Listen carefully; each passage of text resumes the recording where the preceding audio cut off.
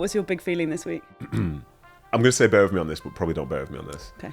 Working in media in particular, different when I was a player, but I think the start of the season is the most overrated time possible. I don't like it. Just write it off, like Arsenal. Just write them both off. Okay, so from my perspective, you know, you go through stuff in pre-season, yeah, and in this time now for the next probably like month, 2 months, everything comes with a caveat, everything, yeah.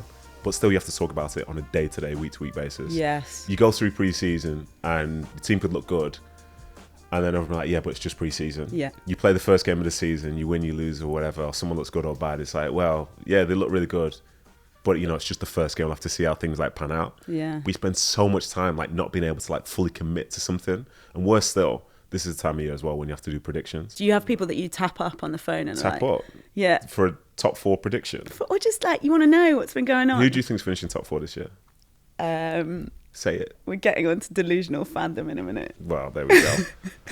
It's going to where are Spurs in that top 4? It's too early. That's the main thing you said. So nobody's in the top 4 because it's too early then.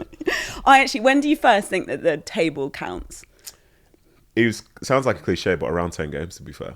Yeah. Because something at that point there, teams have had enough time to be in good form, bad form, and then settle in. And that's usually after the second international break. Yeah. Like a manager I had, Roberto Mancini, he split the season up in a way one time, which I'd never thought about before. And he said, like, after, and to be fair, there's a bit of trauma attached to this story. I know. And we'll need some therapy on this. Yeah. So you've got the September international break, the October one, Yeah. then the November one. Yeah. Then after the November one, no more breaks until March. Mm-hmm. So that gap from November through to March you could argue is the most important part of the season because it's constant. There's no like not random breaks, but there's no like time away from anything. Very disrespectful to international football. Well, I've got to take on that as well at some point in the future. We'll stick a pin in that for now. But from November through to whenever, like, it's relentless. There's so many games. You might be in the League Cup. You're going to be in the FA Cup come January. You're playing around Christmas time, all this stuff. So you are where you are. Yeah. You know, things don't really change. But whereas before that, it's a stop-start. Like even now in the Premier League, you know, I think teams are playing 3 games, then it's international break, then maybe like 4 games, then it's international break. Yeah. So 10 games in, basically. So October-ish. October, November time is when I think you start to get a feel for like where's what. Obviously things can change. But sorry to mention a team that maybe you don't like, but like with Arsenal, when I first started doing media, I think it was like 21, 22, Arsenal lost the first 3 games of the season and I was being asked, should Arteta get sacked? And this is me being brand new to it. What did you say? I was like, I don't know. Should he get sacked? You gotta Obviously, say my career's something. improved since then. Yeah. Added a bit more like context to it. Yeah. I was like, It's no. not my But business. to be fair, this was on one of those networks where they try and like pin you to a take. You're on this side, you're on that side. Yeah, of course. And I was trying to exist in the middle. Wasn't a very friendly response to my take. But then come the end of that season, they finished in the top 4. And they were in the Champions League, having not been in Champions League for a few years prior, I don't think. I remember it well. Oh, gosh. So much trauma attached to it, it's ridiculous. I'm Kate Mason. I'm Nedum Onuoha. And this is Full-Time Therapy. Sometimes in football, you just need a therapy session. Yes. I mean, all the time, really. Yes. To talk about the things that have got under your skin, the things that people have got wrong in the world of football, which, you know, let's face it, is a lot, right? Of course. There's some pretty minging takes out there. Yeah, to be fair, as long as you're not guilty of too many, you can still class yourself as being quite pure. Okay. Can you tell me about United? Because I actually haven't... Do I have to tell you about United? Yes, Do I because have to? I know you've watched them, and I actually haven't I love really... United so much, honestly, I love watching them. Yeah, I well, love watching them. you're a true professional. On air, true professional. Off air, very much a Man City fan. Bring it to the couch. I'm going to try and frame this in a way whereby people should understand where I'm coming from, but from 2 perspectives. Okay. Whoa. The first one is that, like, I appreciate that United is one of the biggest football clubs in the world. They've got fans everywhere. Gotta say it. Everywhere I've been to, I've seen them. I'm abundantly clear. Like, my being raised in the 90s, I've lived through hell. You know what I mean? There were a few years where there were no Manchester derbies because City weren't even in the same division. I've lived through hell. I've seen it. I've seen the success. I've seen 99. I've seen them lifting and treble. Oh, my God. Oh, terrific. Fergie, one of the greatest managers in the history of the game. Brilliant. Yeah? Yes. Incredibly well supported.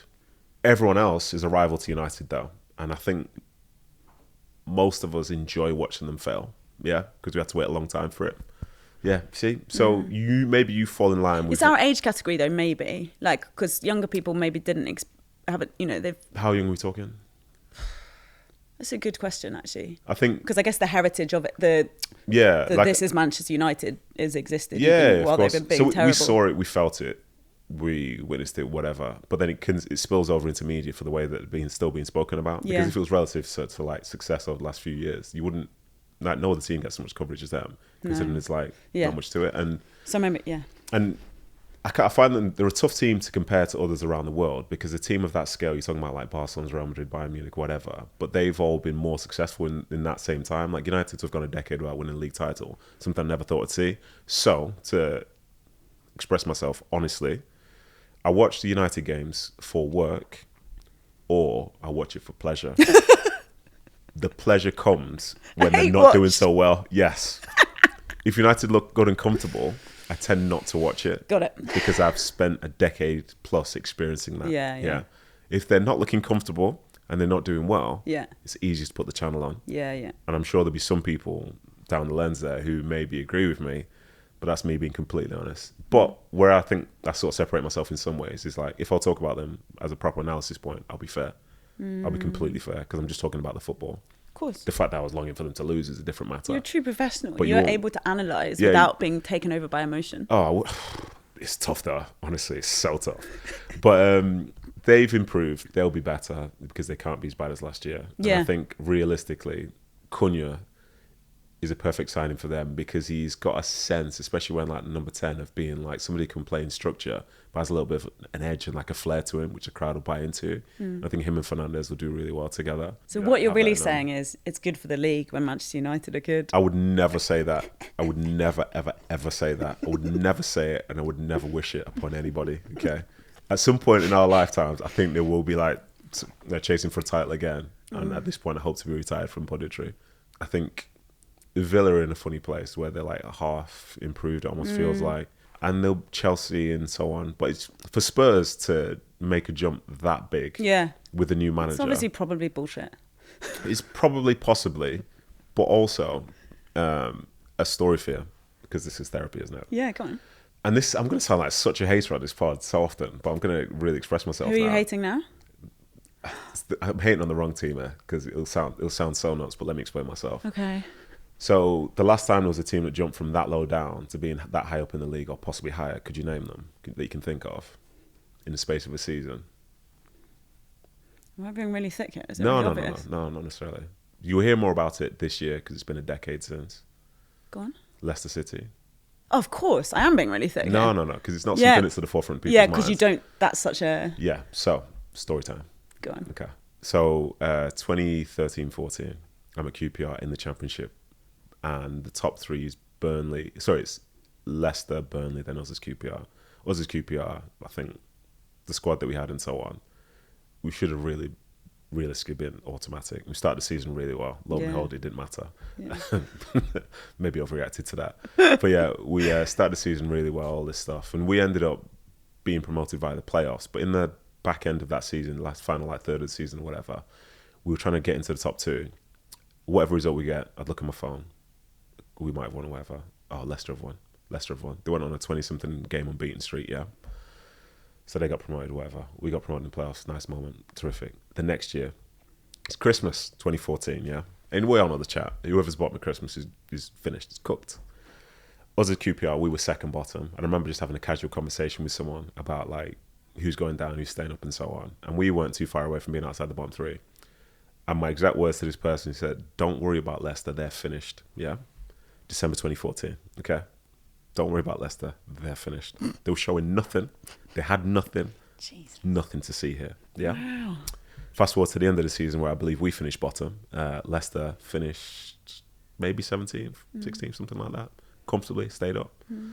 So the next year, as I begin my second year in the Championship, and we're very much in mid-table, trapped in mid-table. Yeah. And everyone's like, oh, there's a great story happening in the Premier League. You're like, no, mate. Leicester City. They're finished. They've won again. Oh, they've won again. They've won again. Oh, my God, Leicester City have won again.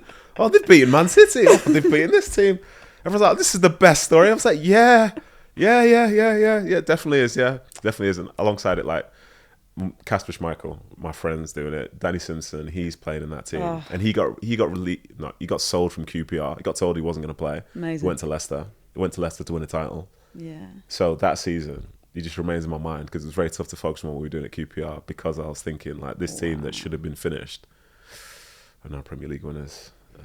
That is one of the mad. I mean, it's mad It's on ridiculous. so many levels. So many levels. Like so much credit to them because they obviously deserve to do it. Yeah. But even the fact that like every team that season was so far below where they needed to be that Leicester could go and do that. Yeah, I remember. And again, I was like, yeah, it's great. Yeah, everyone asked me, how was it? Incredible achievement. Incredible, I love it. Incredible. I like just it's the best thing to ever happen in football. Yeah, they came up with us. We went down without them, and then QPR haven't been back in the Premier League since. I sometimes think that's a tiny bit of the whole Forest thing, like them succeeding last season, is that they had a load of people a load of players who've been like released by other clubs and like proving themselves, and they've got a bit of that like. Do you think this is a shit take? They've got a bit of that like underdog energy and combining to be something that's greater than their parts. That underdog energy, like, what's the best way to describe this now? Because I'm trying to be fair to your take. I'm trying to respect it. I'm not trying to get it like put in the bin straight away. Go on. Because there are lots of players underdogs who aren't doing anything in particular. Like they went above and beyond. You know what I mean? Like even a positive story about the Forest one. Chris Wood, yeah. Yeah. I played against him in the Championship opening day of the season in 2017, I think, maybe 18. Is when he was at Leeds. Yeah. First game of the season, they came down to Loftus Road. I think he came off the bench. He was getting booed by the Leeds fans. First game of the season. Good. I remember, I spoke to him. I remember thinking, like, this is a little bit nuts. Fast forward a few years, and he's like one of the top scorers in the Premier League. Unbelievable. It's like football's not supposed to happen like that. Yeah. We could go well into this because this is a whole like soccernomics thing of also like people being, because of him being from that part of the world, from Oceania, like those guys are undervalued because everyone thinks same with Ange actually a bit like everyone thinks what are they going to know, whatever, as an example. It's a very specific example. Yeah. Just as a random example. Super specific example. But the people believe instinctively that they're not going to know as much, like how can someone from that part of the world know as much about football as someone from England, etc. So he's a great example of that. We mentioned Newcastle a moment ago, and I sort of wrote them off a bit for top four, but I don't think where's Newcastle going to finish? I don't want them to finish anywhere. Okay, fair enough. Newcastle don't exist anymore. That's one way to get the fan base going. Where are you at with Alexander Isak? Like, we've talked a lot before about how it's quite sometimes the odds are stacked against a player in a scenario like that because clubs are so powerful. They control, they've got history and relationships, and they control the narrative so beautifully. And they've got the money, they've got the resource. Like, is there much point being supportive of a single player in this scenario if you're like in the media or blah blah blah? However, Newcastle fans, and I think if you were speaking from their perspective, the problem with people as fans following a player who's having a little one-man strike is that they can't help thinking, oh my God, if I played for Newcastle, like I would be trading throughout the night. I would be so grateful. I would do it for £1. Now, clearly, that's not the reality of a professional athlete's life at the top of his game. But I'm just interested to get your personal take on how you think he's behaved. So right now, I think he's probably loved by Sunderland fans. Great. That's always a good sign. Which is always a good thing with that rivalry. Yeah. But in terms of like him wanting a move, when he's spoken, which isn't very often, like he's mentioning the fact that there were promises and so on and so forth. Yeah. And that type of thing, from a human standpoint, it will matter because he would have expressed that. And you believe that? I believe that, yeah. Because in reality, it's a lot of action built around a lie otherwise. Yeah. You know what I mean? But I think one situation there, which is very, very apparent, is like, as you said, the club can kind of lead the narrative there. Yeah. If the club deny it, who are people going to believe? You know what I mean? This person that they don't know, or this club that they know dearly and love and have trusted for so long, we would never lie to anybody at all because they care so much about, the fans and the feeling and all that stuff. Yeah.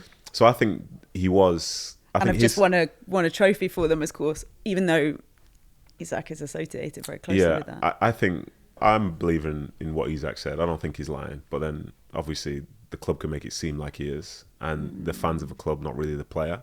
I think anyone that's like pro player, you tend not to be involved in these big discussions. But another way to sort of perceive it is, how are people within the club talking about him? Are they saying anything? If it was so outrageous, then they would be.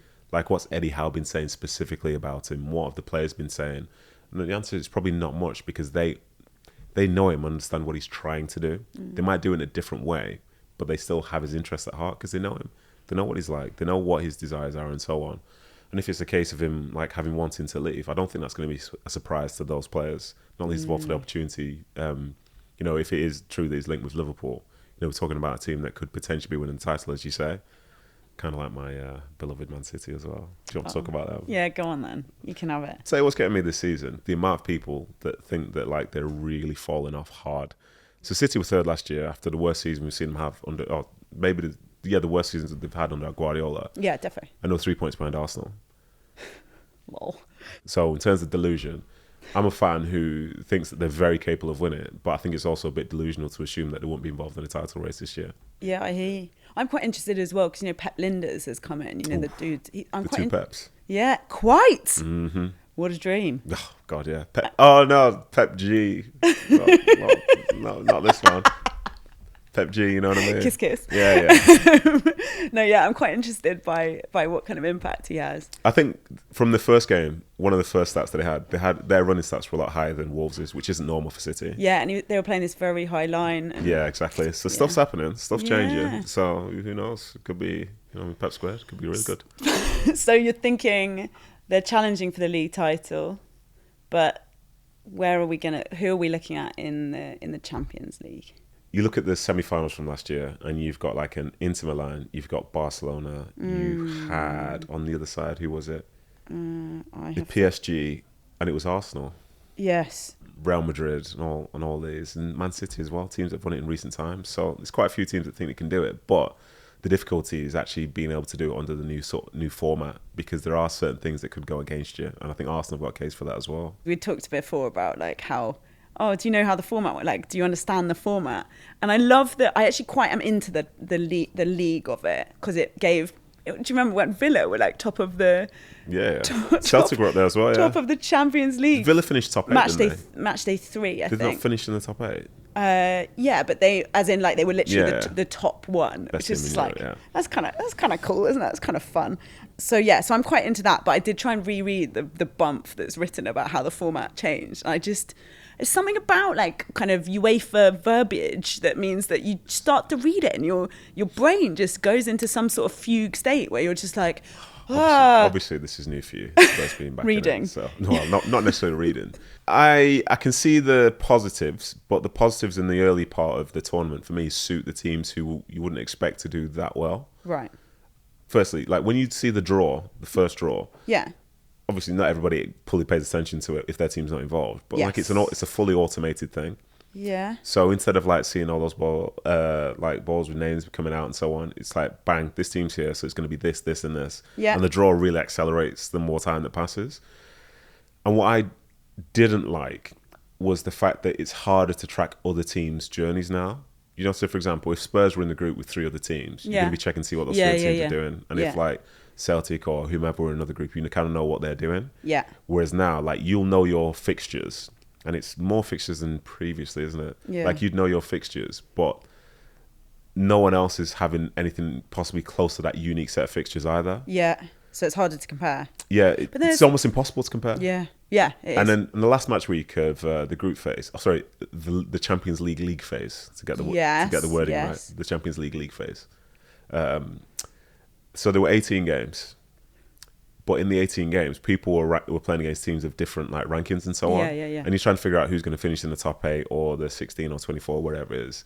I remember seeing like some games where it's like pot 1 versus like pot 2, pot 1, whatever. And also the home and away yeah. And then I saw Bayern playing against a team in the lowest pot. So all of a sudden you're thinking, well, that result look after itself. And you have the whole drama of 18 games going on at the same time. Keep your eyes around here. But there were some teams whereby it was more favourable how they finished as opposed to, say, potentially how it started. Definitely. So it can be a bit confusing from that standpoint. But I've got to say, like, halfway through the tournament, I feel like UEFA changed the rules a little bit. Well, they're the bosses, man. Yeah, they are. And I know you don't want to discuss it from this standpoint, but I think the change in the rules as such affected Arsenal in a negative manner. Go on. So, you've got the top 8 teams, yeah?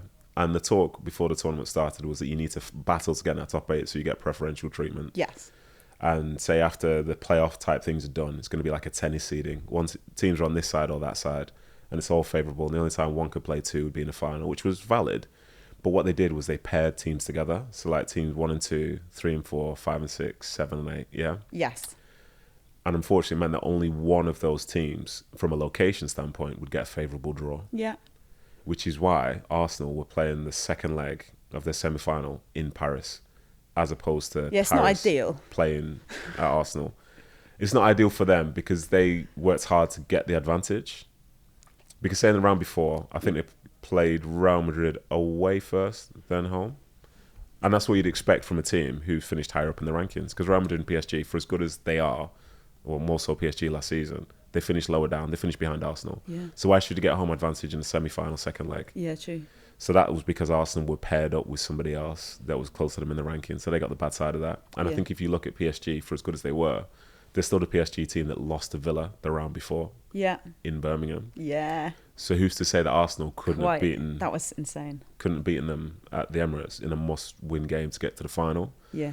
So that's something that changed, because before the tournament started, they didn't say that was going to be a thing.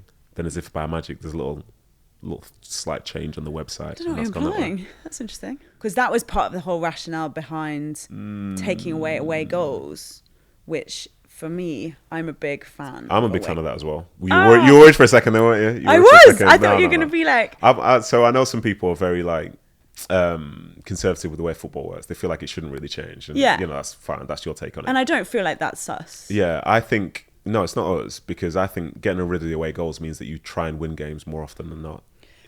Instead of like thinking, like losing away from home, but getting through on away goals isn't something that I think is true in the spirit of the competition itself. Wait, so I love away. No, we're arguing. Away goals are sick. No, they're not. It's not true what you're saying. It's not true what you're saying. I've got data, just not here. Go on, so tell me the benefit of away goals. Well, I think the argument against your argument, not the argument, your argument. I'm gonna nail you to this. Look, the reason that away goals is good is a whole side point about emotion and fun and all that other stuff. I think it's hilarious. You add in drama. I think drama is cool, and I know that people say that it makes people more conservative in the away leg, which I don't. No, of course not. I'm not like a Mourinho ultra, but I think that on a practical side of things, if you have no away goals and then it's all tied at the end of full time in the second leg, then you get 30 minutes of extra time. That is a benefit to the team because they have a crowd. Yeah, and that's the only thing, because they have a crowd. But you're saying you like there's a home advantage. You believe in a home advantage. I do believe in a home advantage, yeah. So I think away goals goes some way to... I do believe in a home advantage, but I also believe that like it's the last rounds of the Champions League. So like these teams, as well as being very good at home, they're also very good away from home. And obviously it's not like the 60s where people would just like make away teams sit on a spike instead of having like a chair. Listen, I don't remember that era, but if you say so. I think from my perspective, where I'm okay with the away goals thing disappearing is that it makes... Firstly, the audience very clear about the outcome of a game. Oh my God! And it also... What, you think people can't cope with figuring out that an away goal means more? And it also... Disrespect. And it also makes it clear to the players as well. Because there have been times of away goals where people are trying to work things out in real time. And that's not just audience, that's people on the pitch as well. Like, what does this goal mean? Oh, now we need to get to this, that, and the other. Babe, I know you've got your whole QPR throw-in issue. There's a sense of fairness. Stop it. There's a sense of fairness that comes from knowing that if you've won the game, you've won the game. True or false? Say if one team wins, one team loses 3-2 away from home, and then wins 2-1 at home or whatever. It's like, oh, whatever. Like, that's great. Like, the scores are the same, but one team goes through because they scored more away. Yeah, but don't forget, I'm a cricket fan, so I quite like. You like 5 days and nothing. Yeah, and a draw. Right, okay. yeah. If we can draw here, I totally get it, and I see why some people would be attached to the sort of nostalgia of, say, back when, and the moments. You think it's just nostalgia? I think there's a sense of it because they remember so many moments where those away goals have really mattered. But I think I there just are think ways. there's something sick about the fact that it Depends on the manager. If you imagine a manager who will literally try and have the worst games of football possible just to make sure they get through, as opposed to the manager that knows going into second leg, what you need to do is win this game of football. It's not like we need to score 2 and we'll be up ahead on that. It's like we need to win this game of football. Yeah, it promotes more winning. To score 2 It promotes more. fun. Imagine you're 2-0 down. A team's 2-0 down, and then they score an away goal, and they're going nuts because we're going to get through here on a 2-1 loss, which they're happy with in that game. That's like, it's a bit negative. I don't know. It's a bit negative. I want a team to go and try and win, and I think that promotes it. You'll see. You'll see in this tournament now.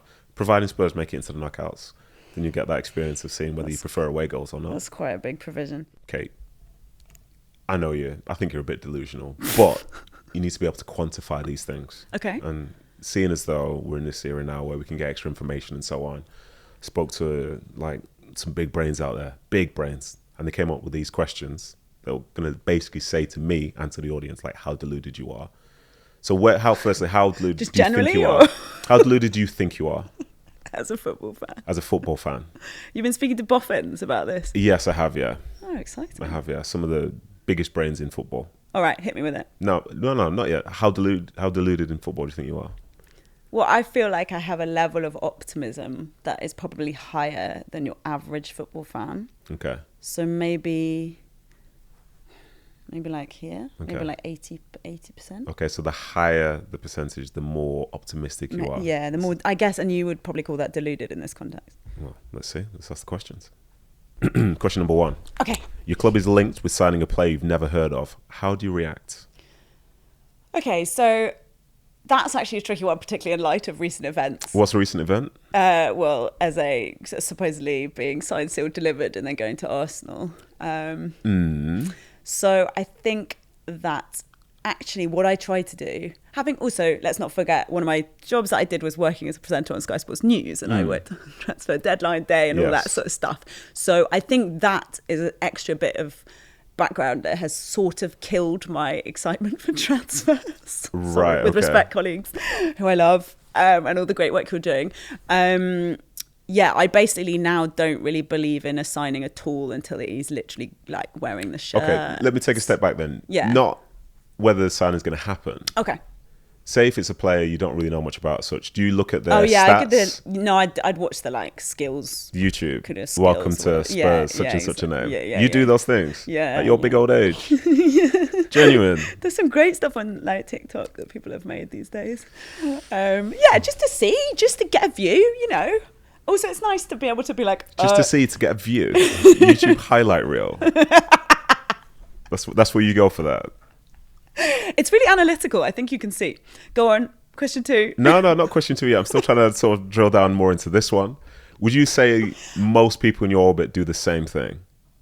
Do you feel normal doing that, or do you feel like No, I don't feel all that normal. I have quite a lot of Spurs chats that send me that stuff as well, or send me Spurs like chats? on my WhatsApp. Spurs chats. You just said it like it's a perfectly normal thing. think Is everyone has involved? this. Is everyone involved in Everyone like has, chats like on that? WhatsApp. Everyone's got a WhatsApp group for your for your whoever. Don't you have? Are you not in any WhatsApp groups? I'm the delusional one now. Is that right? Yeah. Cool. You got no friends. I've got friends, just not like football friends like that.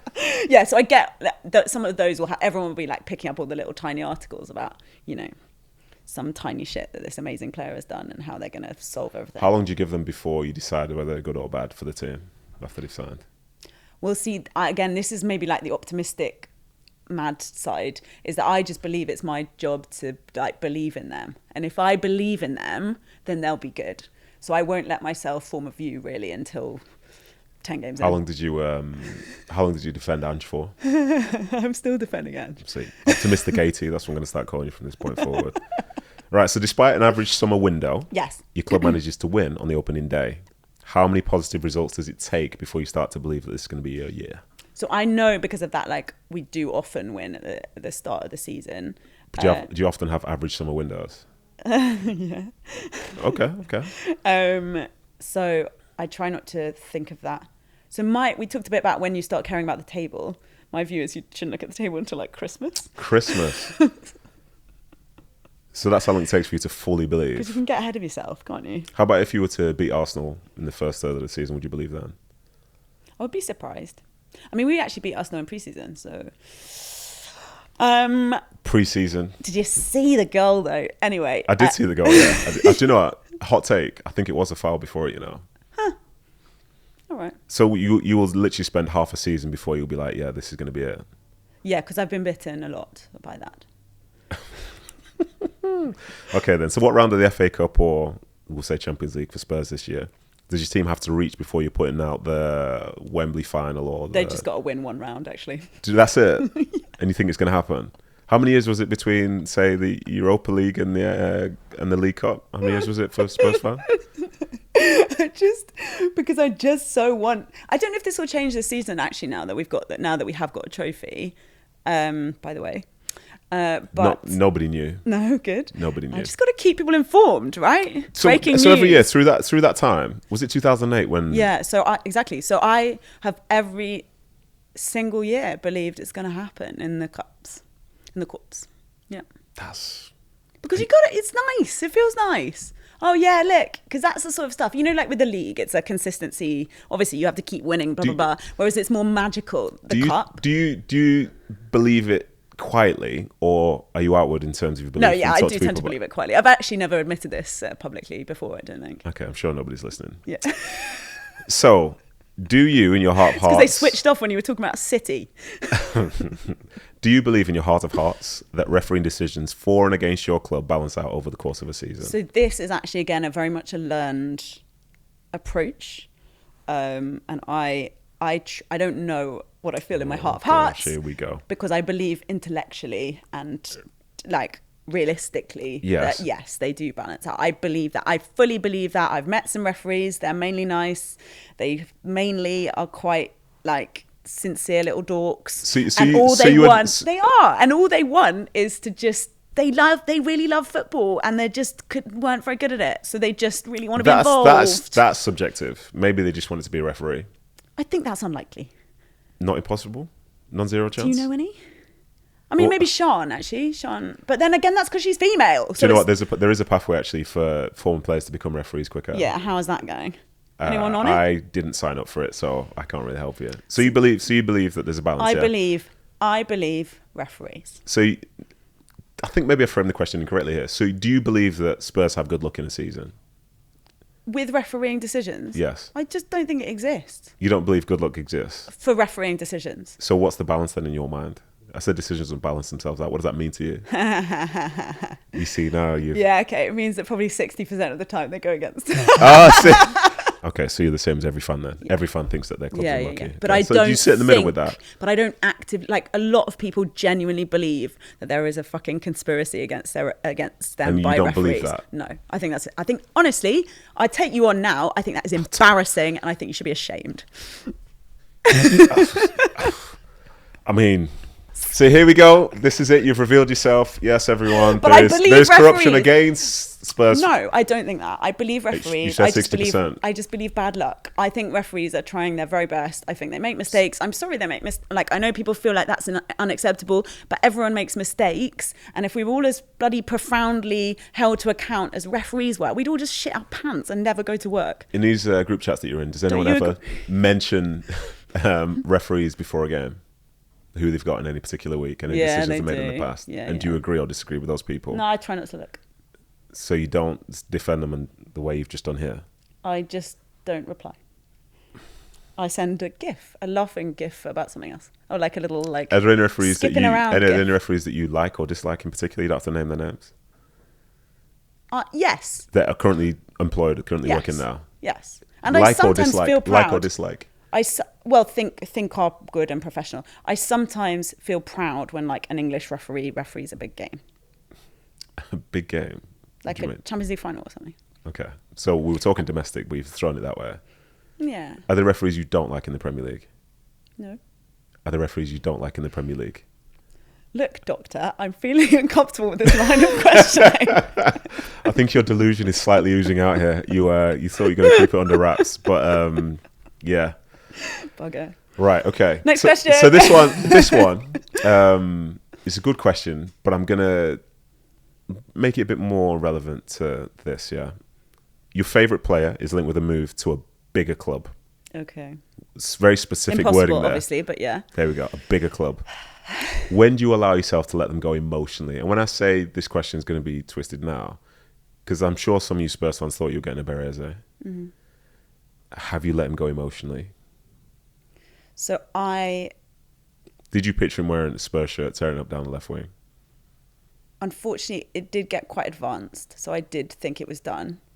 But more specifically on players leaving, big players in particular. Big players, big players. Like as in ones, we've had Son recently, and obviously Harry Kane and Gareth Bale. Moved to a bigger club.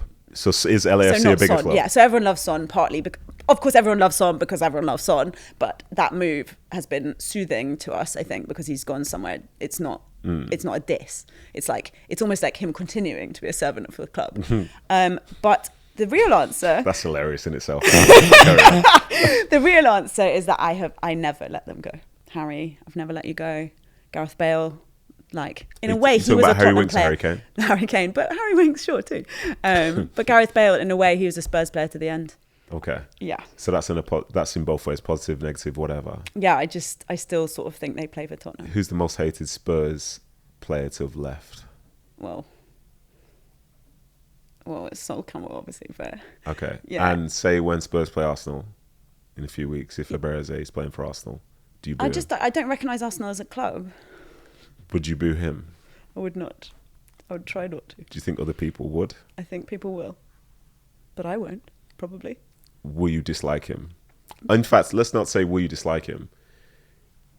A month ago, compared to in a month's time, yeah, your appreciation for him as a player and a person, yeah, has it stayed the same? I don't recognise. It's sort of like mercurial, whatever. Like he's a luxury player. We don't need that shit. This is very interesting. Thank you very much for those answers, by the way. Yeah. There's a show which I watch sometimes, and the name of the show is like, "Are You Okay?" I think you're okay, but I think you're a little bit delusional. Yeah. Okay. Yeah. Fair enough. In a nice way. Thank you. In a nice way, and I wish you well defending all those people who say referees are corrupt and have got conspiracy against their clubs as well. Yeah. Because that's everybody. Look, I feel like I'm fighting in a good fight though, because I feel like I'm on the side of the Angels with that, even if it's not a popular view.